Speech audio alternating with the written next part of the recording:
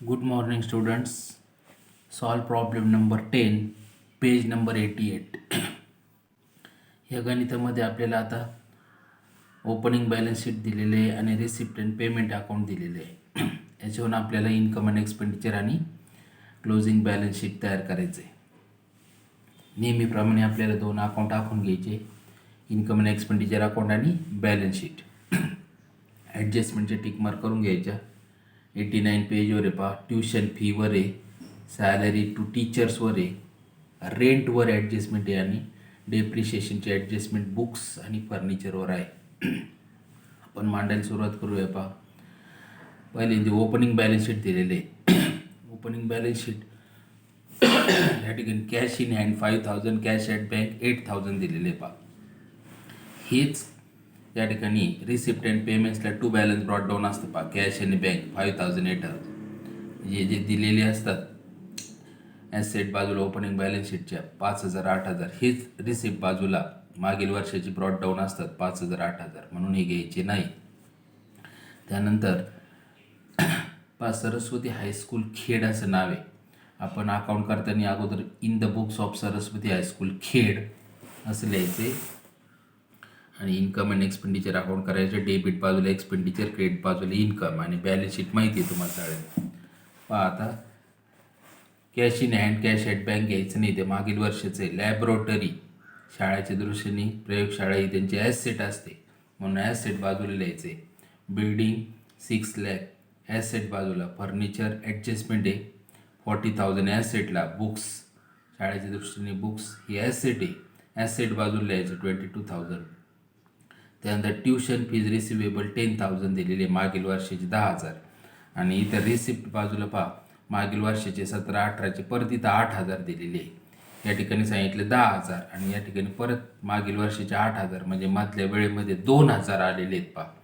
म्हणजे 2,000 आलेले आहेत ना, हे बॅलन्स शीटचे ॲसेट बाजूला घेतले पहा. 17, 18चे 2,000.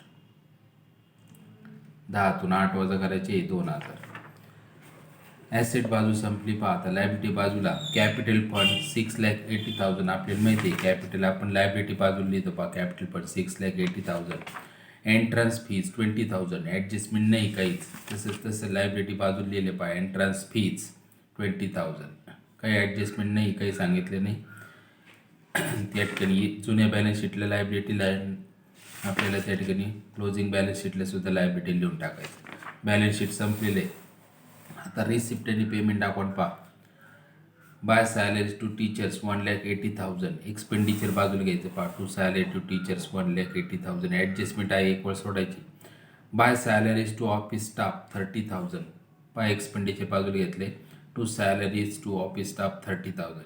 किती सोपं आहे. इथं बाय शब्द आहे, इथं आपण एक्सपेंडिचरला टू लिहितोय फक्त. त्यानंतर बाय बुक्स परचेस्ड ऑन 1 जानेवारी 19, 15,000.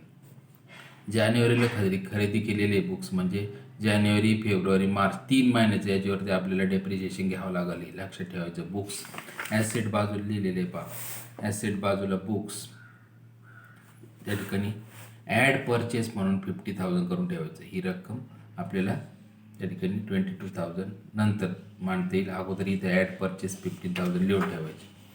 त्यानंतर by printing and stationery 5,000. Expenditure बाजूला लिहायचं. To printing and stationery 5,000. By annual gathering expenses 10,000. Expenditure बाजूला घ्यायचं. To annual gathering expenses 10,000. त्यानंतर बाय ऑफिस रेंट 16,000. एक्सपेंडिचर बाजूला घ्यायचं. टू ऑफिस रेंट 16,000 इनर कॉलमला. त्यानंतर बाय रिपेअर्स 15,000. एक्सपेंडिचर बाजूला घ्यायचं. To repairs 15,000. त्यानंतर बाय स्पोर्ट्स एक्सपेन्सेस 5,000. एक्सपेंडिचर बाजूला घ्यायचं. To sports expenses 5,000. त्यानंतर फर्निचर 50,000 जुलैला खरेदी केलेले पहा. जुलै, ऑगस्ट, सप्टेंबर, ऑक्टोबर, नोव्हेंबर, डिसेंबर, जानेवारी, फेब्रुवारी, मार्च 9 महिन्याचं याच्यावर घ्यावं लागेल पहा. 50,000 कारण जुलैला खरेदी केलेले. फर्निचरमध्ये ॲड करायची ही रक्कम. आपण फर्निचर ॲसेटला लिहिले नाही बॅलन्स शीटमधलं ओपनिंगचं. इथं ॲड परचेस करायचं 50,000. हे आपण ॲसेटमधलं लिहिलेलं आहे ओपनिंग बॅलन्स शीटमधलं. हे इथं ॲड केलं पेमेंट बाजूचं.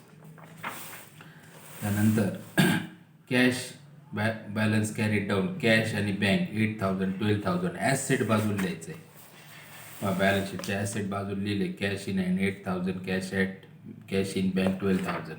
पेमेंट बाजू संपली. आता रिसिप्ट बाजूचं to balance brought down cash bank घ्यायचं नाही, ती मागे सांगितलं तुम्हाला, तेच ओपनिंग बॅलन्स शीटला असते. त्यानंतर ट्युशन फीचं सांगितलं तुम्हाला हे 8,000चं, इथं 10,000 आहे आणि इथं 8 आहे, म्हणजे मधल्या कालावधीत 2,000 आलेले त्या ॲसेटला. त्यानंतर 18-19ची ट्युशन फी आहे 1,00,000. इन्कम बाजूला घ्यायचं पहा, बाय ट्युशन फीज 1,00,000. ॲडजस्टमेंट असल्यामुळे एक वेळ सोडून द्यायची. त्यानंतर टू फाईन म्हणजे दंड, फाईन कलेक्टेड 2,000. इन्कम बाजूला घ्यायचं बाय फाईन कलेक्टेड 2,000. त्यानंतर टू ॲडमिशन फीज 10,000. इन्कम बाजूला द्यायचं बाय ॲडमिशन फीज 10,000. त्यानंतर टू टर्न फीज 7,000. इथे घेतलं बाय इन्कम बाजूला बाय टर्न फीज 7,000. त्यानंतर to donation for library, special donation आहे बाय 1,000. स्पेशल डोनेशन लायब्ररीला लिहायचं असतं पहा, डोनेशन फॉर लायब्ररी 1,000. लायब्ररी बाजूला लिहायचं स्पेशल डोनेशन. त्यानंतर to interest on bank deposits 5,000. Income बाजूला by interest on bank deposit 5,000. त्यानंतर to government grants revenue 2,00,000. Income बाजूला बाय गव्हर्नमेंट ग्रँट्स रेव्हेन्यू 2,00,000. झालं आपल्याला रिसिप्ट अँड पेमेंट बाजून मांडून झालं. आता आपल्याला फक्त ॲडजस्टमेंट करायच्या. पहिली adjustment, tuition fees are outstanding for current year ₹5,000. चालू वर्षाची ट्युशन फी किती येणार आहे? 5,000. इन्कम बाजूला ट्युशन फी लिहिलेली आहे पहा, ॲड आउटस्टँडिंग ट्युशन फीज 5,000. आणि याचा सेकंड इफेक्ट ॲसेट बाजूला करायचं पहा, 18-19ची ट्युशन फी रिसिवेबल 5,000. हे मागचे आणि हे 5 असे टोटल बाहेर लिहून टाकायचे 7. Adjustment number 2, salary to teachers is outstanding ₹15,000. पहा एक्सपेंडिचर बाजूला घ्यायचं, to salaries to teacher add outstanding 15,000. आणि याचा सेकंड इफेक्ट लायबिलिटी बाजूला outstanding salary of teachers 15,000 liability बाजूला घ्यायचं. त्यानंतर rent paid in advance is ₹3,000. Rent advance आहे पहा, एक्सपेंडिचर बाजूला लिहायचं आहे, लेस करायचं आपल्याला रेंटमधून, लेस प्रीपेड रेंट म्हणायचं 3,000 लेस प्रीपेड आणि ॲडव्हान्स सारखंच आहे. ॲसेट बाजूला सेकंड इफेक्ट प्रीपेड रेंट 3,000. नंतर adjustment number last 4, depreciation on books at 15% per annum and 10% on furniture. डेप्रिशिएशनचे आपल्याला नोट्स काढून दिलेली. फर्निचरवरती आपल्याला त्या ठिकाणी 15%, बुक्सवर 15%, बुक्सवर 15% फर्निचरवरती 10%. आपण अगोदर फर्निचरचं काढूया, दिले नोट्समध्ये दिले 90 पानावर. अगोदर 40 फर्निचर ओपनिंग बॅलन्स सुरुवातीला काढायचं. फर्निचरचं ओपनिंगचा आकडा किती? 40,000वर 10% काढलं किती येईल? 4,000, बरोबर. आणि आता खरेदी केलेलं फर्निचर 50,000 तर खरेदी केलेले आहे, बरोबर आहे. आणि ते जुलैला खरेदी केलेले आहे, म्हणजे 9 महिन्याचं डेप्रिशिएशन आहे त्याच्यावर.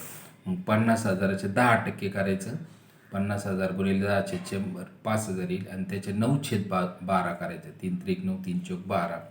मग याचं कॅल्क्युलेशन करा, इथे केले 5,000 9/12, 9/12 केले हे 9/12, 3 त्रिक 9 3 चौक 12.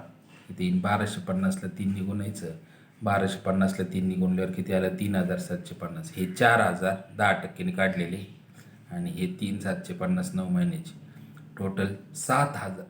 4 आणि 3 7, 7,750 डेप्रिशिएशन केले फर्निचरमधून वजा पाहिजे.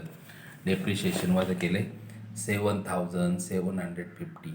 आणि याचा सेकंड इफेक्ट तुम्हाला माहिती आहे सगळ्यांना, एक्सपेंडिचर बाजूला आहे टू डेप्रिशिएशन ऑन फर्निचर 7,750. आता आपल्याला बुक्सचं काढायचं. फक्त बुक्सचं किती सांगितले? 15% द्यायला ठेवायचं, 15%. तर बुक्सचं सुरुवातीचा आकडा किती आहे बुक्सचा? 22,000. 22,000वरती 15% काढून घ्यायचं. इथं काढलेले 22,000वर 15% कसे काढले त्याकडनी 22,000वर जर 10% काढलेत किती येईल? 2,200. आणि अजून 5% म्हणजे याच्या निम्म काढलं तर 1,100. म्हणजे हे झाले 10 आणि 5 15, किती आले? 3,300 आले या 22,000वर 15%. आता जे परचेस केलेले आहे बुक्समध्ये हे 15,000 हे जानेवारीला खरेदी केलेले आहे, म्हणजे 3 महिन्याचं याच्यावर डेप्रिशिएशन घ्यायचं 15,000वर. मग पाहिजे 15,000 गुणिले 15/100 गुणिले 3/12 करायचं. आणि मग 10% काढा, तसं नसेल जमत तर 15,000वर 10% 1500 येईल, त्याच्या निम्म 5% 750, म्हणजे 15% आकडा झाला 2250, बरोबर आहे.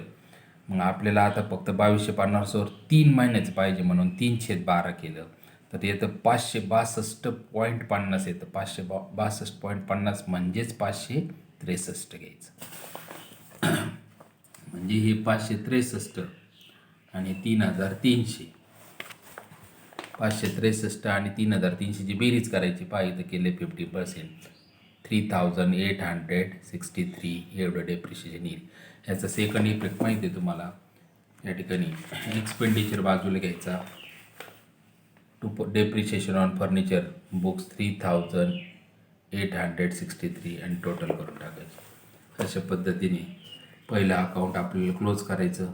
इन्कम बाजू जास्त येते, 3,29,000, 3,29,000. एक्सपेंडिचरची बेरीज करायची, 1,95,000 पासून 11,613पर्यंतची बेरीज याच्यातून वजा करायची. 3,29,000 मधून जो फरक येईल तो येतो 44,387. त्याला नाव द्यायचं टू सरप्लस, वाढावा, एक्सेस ऑफ इन्कम, म्हणजे इन्कम जास्त आहे ओव्हर एक्सपेंडिचर. आणि हा सरप्लस आपल्याला लायबिलिटी बाजूला कॅपिटल फंडमध्ये ॲड करून टाकायचा. Add surplus 44,387. आणि बॅलन्स शीट आपलं टॅली होतं 7,60,387 बॅलन्स शीट टॅली होतं. 2-3 वेळा व्हिडिओ पाहायचा आहे, सोपं गणित आहे, लिहून काढायचं वहीमध्ये.